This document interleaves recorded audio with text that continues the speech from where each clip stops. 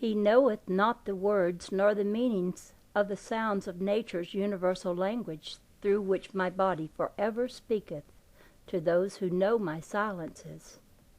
From my still light my words of love extend through all unfolding, refolding, imaged forms to those among men who have ears to hear my rhythmatic silences, and inner vision to see imaged forms in formless clay.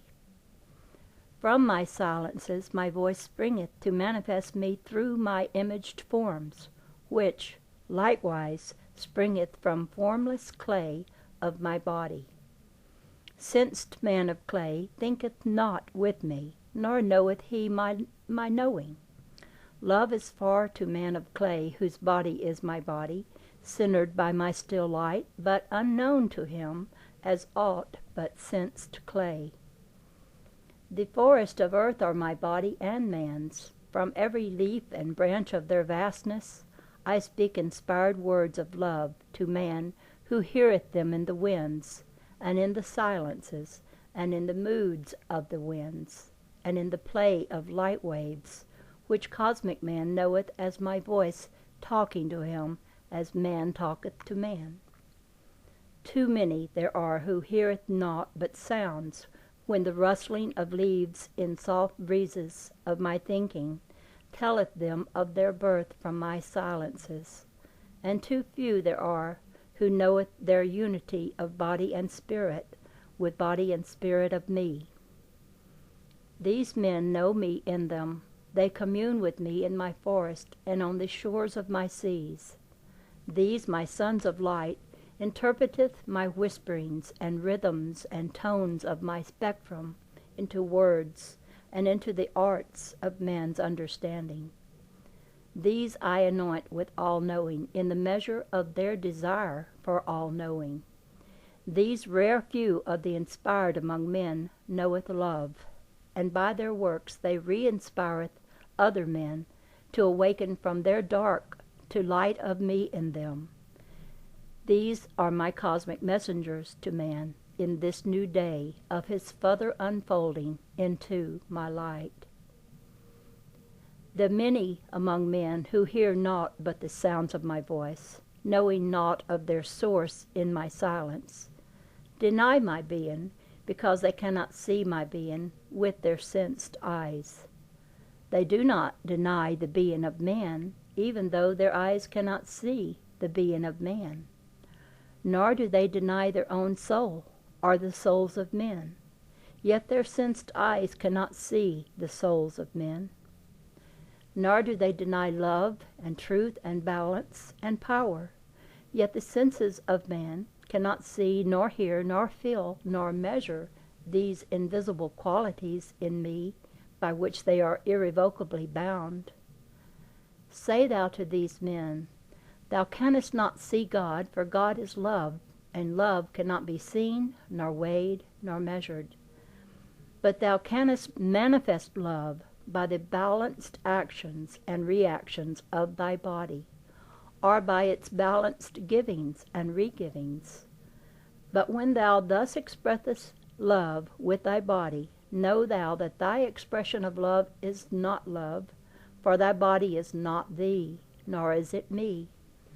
Thy body cannot love another body. It can but sense the body of man, fruit, flower, or sunrise. Senses have no knowing in them, nor can senses love sensed clay. The body of the lowliest of beasts or serpent senseth other bodies equally with man.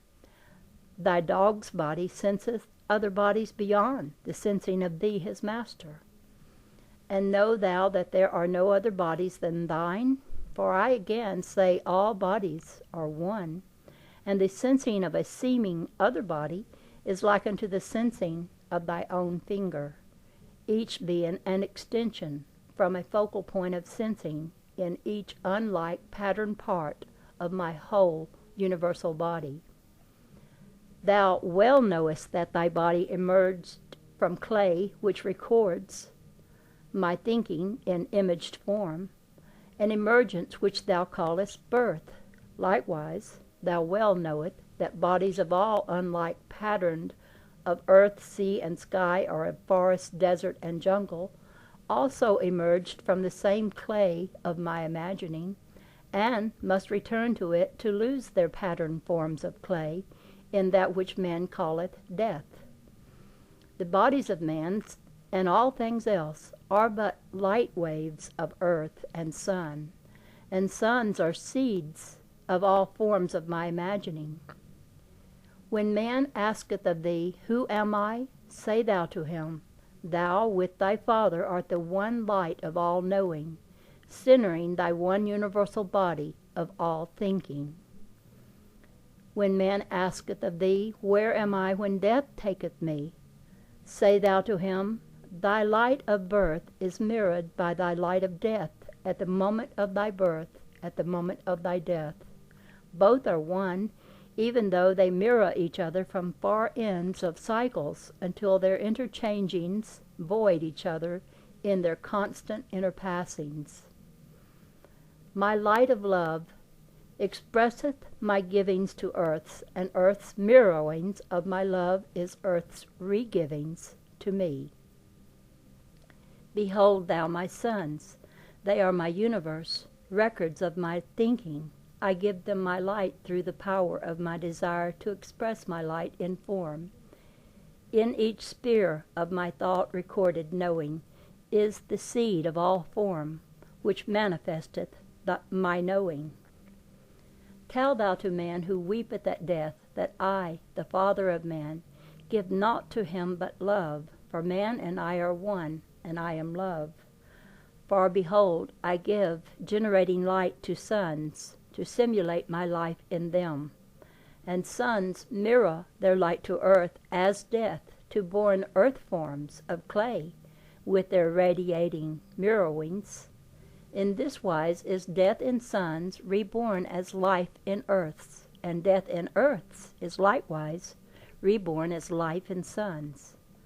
Thus my law of opposites fulfilled, for again I say, life giveth to death that death may die, and death re-giveth to life that life may live. All opposites of my cyclic thinking forever interchange with each other, that each may be what the other was sequentially.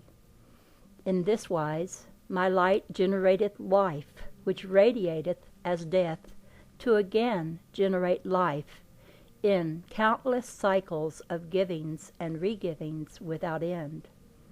And again I say that both life and death of formed clay are but seeming, for clay is naught but clay, and cannot live, nor die. For life of man is life of me, and I die not, nor doth man die. When man knoweth me in him as light of me, then is he as unchanging as I, his father mother, am unchanging. While man thinketh of man as man-formed clay, then is he but man-formed clay, which returneth to earth as formless clay. Wherefore I say, man must be born again and yet again, rejoicing at my givings. Likewise he must come to rest in me again and yet again, rejoicing at his re-givings to me of countless deaths of man-formed clay, for reborning into man-formed clay. And now shall a new unfoldment come to man, who shall arise from the clay of him into my kingdom of light, in my high heavens. I, the Father of man, await man's ending of his own agony, for man hath not yet known rest nor love, for he hath not yet known me. Again I say, I am the God of love. Many have been my messengers to man, who have given words of love to man for his unfolding. But man hath placed man alone within the circle of my love, and shut out all others of my children, of earths and suns. Say thou to man, my love extendeth equally to all my creating things, for all creating things manifest me purposefully